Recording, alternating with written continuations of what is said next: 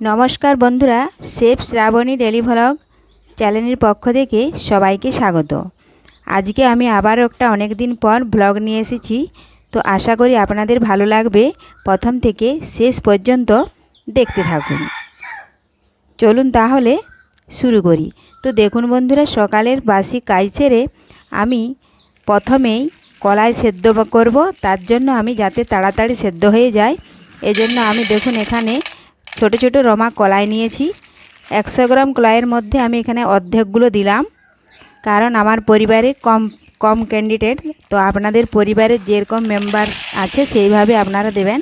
তো আমি এখানে দেখুন 200 গ্রাম মুগ কলাইয়ের মধ্যে এখানে আমি 100 গ্রাম দিয়ে দিলাম। 100 গ্রাম মুগ কলাই আর 50 গ্রাম রমা কলাই দিয়ে 1 গ্লাস জল দিয়ে আমি দেখুন ভালোভাবে একটু হাত দিয়ে এভাবে মেখে একটু ধুয়ে নেব।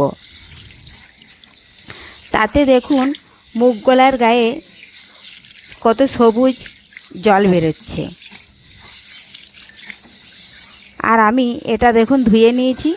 এখন আর জলটা ফেলবো না। এখন আমি 15 থেকে 20 মিনিট ভিজিয়ে রেখে দেব। ভিজিয়ে রেখে দিলে তাহলে তাড়াতাড়ি সেদ্ধও হয়ে যায়। আর এই ভিজিয়ে রাখবো 15 থেকে 20 মিনিট, তার মধ্যে আমি অনেকগুলো আমার কাজও হয়ে যায়। তো দেখুন বন্ধুরা, আমি এখন এটা ভিজিয়ে রেখে দিলাম। আর এরপরে দেখাবো, বর্ষার আগে আমি কিছু গাছ লাগিয়েছিলাম, সবজি গাছ। তো দেখুন বন্ধুরা সেগুলো কত বড় হয়েছে। আর দেখুন আমাদের এখানে সবজি গাছ দেখুন এভাবে ডাল দিয়ে আমরা দেখুন আমাদের বাড়ির চালে তুলে দিই। এ দেখুন এটা হচ্ছে ঝিঙে গাছ। ঝিঙে গাছ এটা লাগিয়েছিলাম জ্যৈষ্ঠ মাসে। আর জল হয় না তখন, এজন্য ভালো বাড়তে পারে না। আর এখন জল হওয়ার পরে দেখুন বন্ধুরা কত দূর বেড়ে গেছে। আর দেখুন অনেক উপরে উঠে একদম চালে তুলে দিয়েছি। আর আমাদের এখানে মাচা করা হয় না, ওই চালে তুলে দিয়েছি। দেখুন বস্তাতে লাগিয়েছি। আর এখানে দেখুন একটা জবা গাছ লাগিয়েছিলাম, সেটাতে পুঁই গাছ দেখুন উঠে গেছে। তো পুঁই ডগ কচি কচি ডগ বেরিয়েছে দেখুন।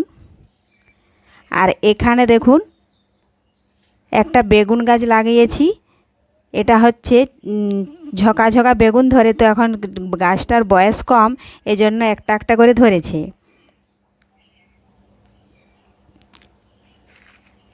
তো দেখুন ছোট ছোট পুঁই চারাগুলো অনেকটাই বড় হয়ে গেছে।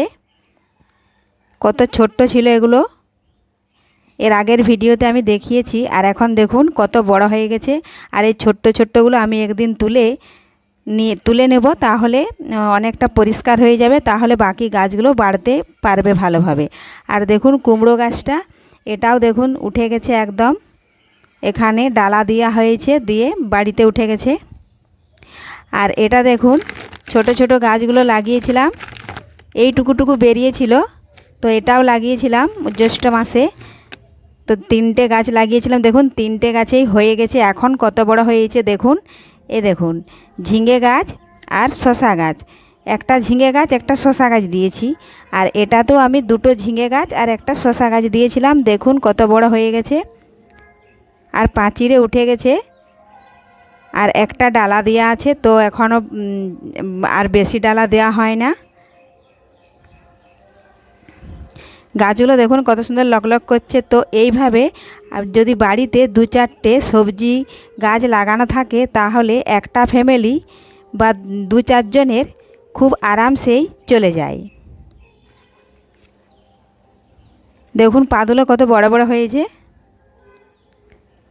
এখানে কোনো সার দেওয়া হয় না, যাবতীয় ওই জৈব সার বাড়িতেই যে তৈরি করেছিলাম, তো সেটাই দেওয়া আছে। অন্যান্য কোনো সার এখানে দেওয়া হয় না।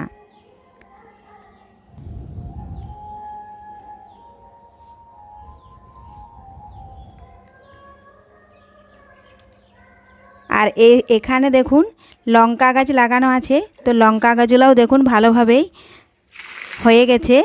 ধরনের সময় জল দিয়ে দিয়ে গাছগুলোকে বড় করেছিলাম। আর এ দেখুন লঙ্কা গাছে ফুল দিয়ে দেখুন কত বড় বড় লঙ্কা ধরেছে। তো এইভাবে আপনারাও বাড়িতে যদি বর্ষার আগে 2-4টে গাছ লাগিয়ে নিন, তাহলে বাড়িতে 2-4টে লোকের তরি তরকারি বা সবজি আরামসে বেরিয়ে যাবে।